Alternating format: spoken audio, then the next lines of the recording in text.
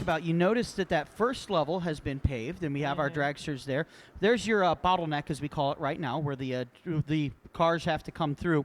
And then you see the second and third level of parking there. Those are not yet paved. They were supposed to be. They had a big event last week, and the big event kind of said we can't have that happening.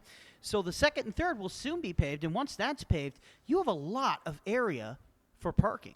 Yeah. Right now, a little tight, but once we get that paved, it'll be fantastic. But again, you've got your different levels that you can park people at, and then obviously we are basically now, as you see it, are hovering about over the finish line, looking back now at the tower, and gives you a really good shot of what the overall facility looks like, basically hanging over the finish line now, and now kind of creeping over to the parking lot. Gives you a good idea of the scale, by the way, of this entire facility. Not the drag strip is one of the longest you'll see anywhere, but also look at how big this dirt oval is. The dirt oval really hugs the whole facility, and it's a big dirt oval. It's a fast dirt oval. And by the way, I will mention, as we see it now, we're basically facing the drag strip reverse. But on the left side, there's that little island of dirt. There are a lot of plans for that little island. In fact, they are installing right now. You could see it. We may be able to eventually see it in the view. There's a black pole. That's going to house a 44-foot screen.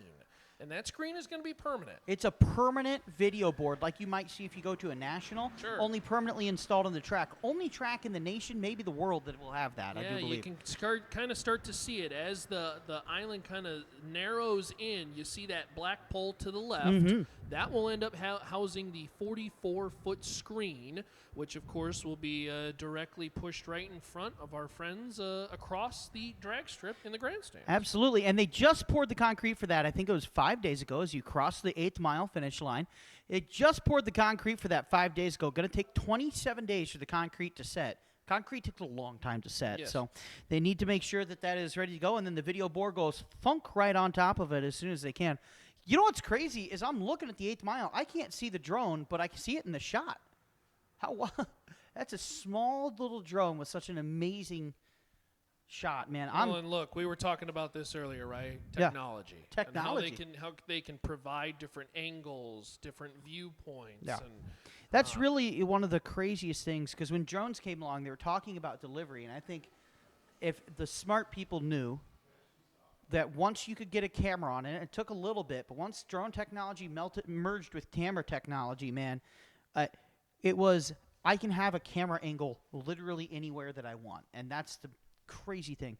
And look at this. As you see, left-hand side narrows down, has a little ravine there and behind it, but I do believe there's lots of plans on the left side. I'm hearing, I believe they mentioned shops are going to be somewhere on the property. They have, I believe, some extra grandstands that will go in at some place.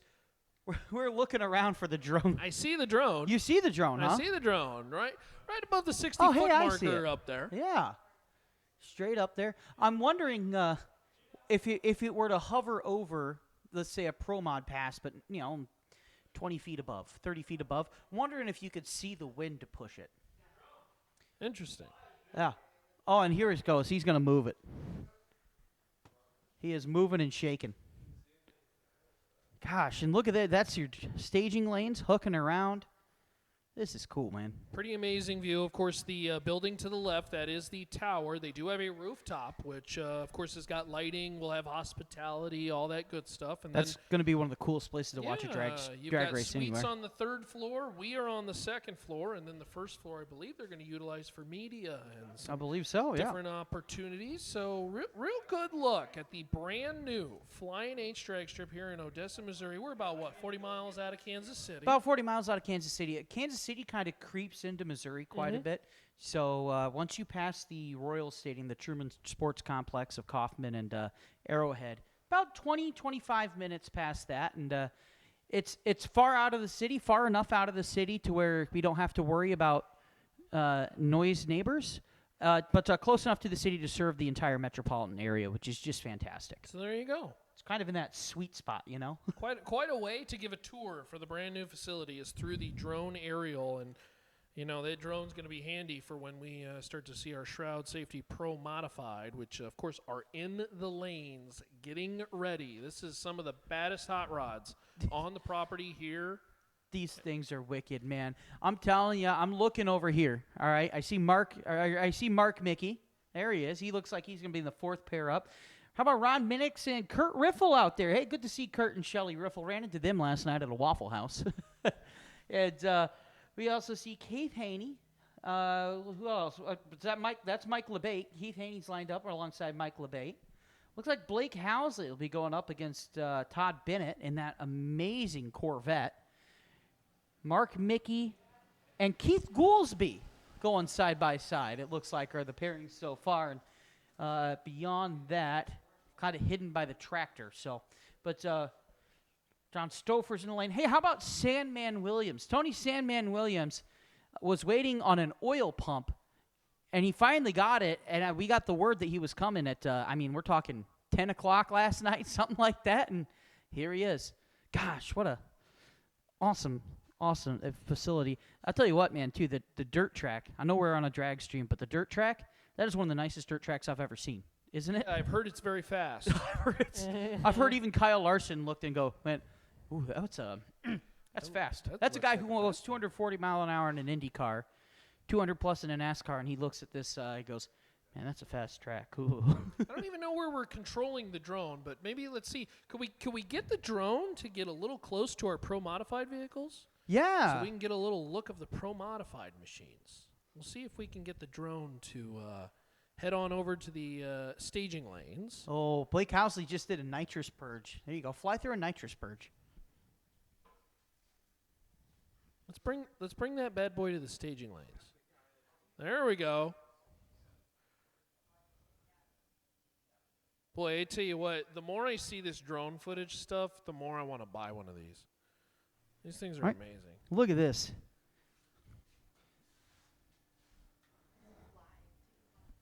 Let's bring that thing to the staging lanes. I don't know who's controlling it, and I don't know where they are, but if they can hear me, bring that drone to the staging lanes. Yeah, bring that bad boy to the staging lanes, please. Come on now. Bring that thing to the staging lanes. I don't know where he is, but where is Richard? I don't know where Richard is. I don't know.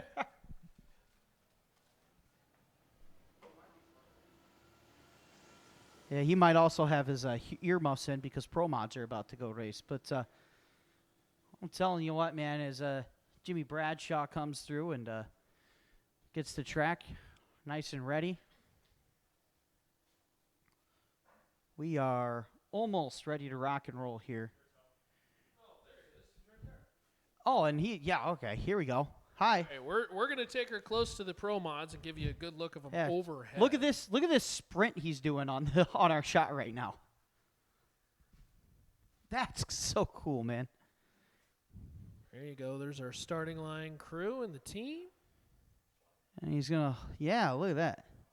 There's our tower. There's your staging lanes. He's moving on down through the staging lanes. Let's take a look here.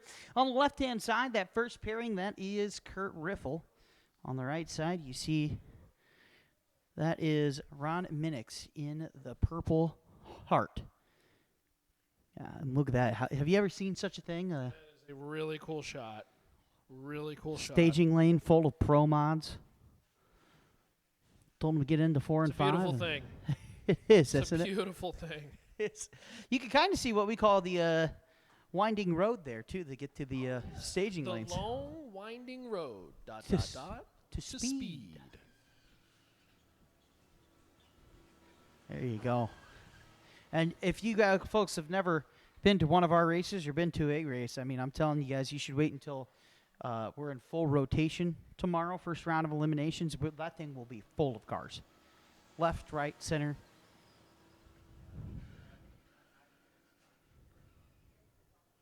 Yeah.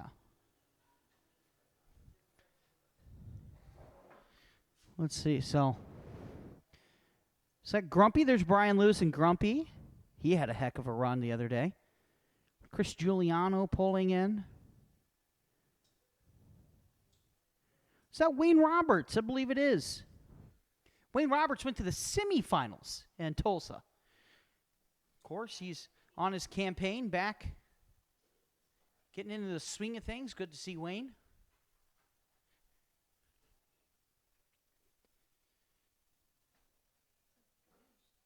The Summit Racing Equipment Midwest Drag Racing Series gets ready for pro modified action.